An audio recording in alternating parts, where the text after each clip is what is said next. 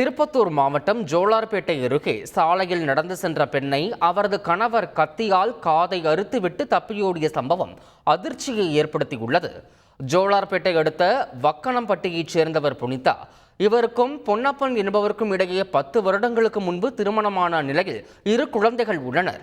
இந்த நிலையில் கருத்து வேறுபாடு காரணமாக ஒருவரை ஒருவர் பிரிந்த தம்பதி விவாகரத்து கேட்டு நீதிமன்றத்தில் வழக்கும் தொடர்ந்திருக்கின்றனர். தொடர்ந்து 1 வருடத்திற்கு மேலாக கணவரை பிரிந்து தன் தாய் வீட்டில் புனிதா வசித்து வந்த நிலையில் சம்பவத்தன்று ஜோலார்பேட்டை ரயில் நிலையம் அருகே சென்று கொண்டிருந்த அவரை பொன்னப்பன் கத்தியால் காதை அறுத்து சென்ற சம்பவம் பெரும் அதிர்ச்சியை ஏற்படுத்தியது. படுகாயத்துடன் பெண் மருத்துவமனையில் அனுமதிக்கப்பட்டிருக்கும் நிலையில் இதுகுறித்து அவர் போலீசில் புகார் அளித்ததாக கூறப்படுகிறது. இந்நிலையில் புகார் குறித்து எந்த ஒரு நடவடிக்கையும் எடுக்கப்படாததால் கணவர் தன்னை மீண்டும் தாக்கக்கூடும் எனவும் உயிருக்கு உத்தரவாதம் இல்லை எனவும் கூறி மாவட்ட ஆட்சியர் அலுவலகத்தில் பெண் மீண்டும் புகார் அளித்திருப்பது பரபரப்பை ஏற்படுத்தியுள்ளது.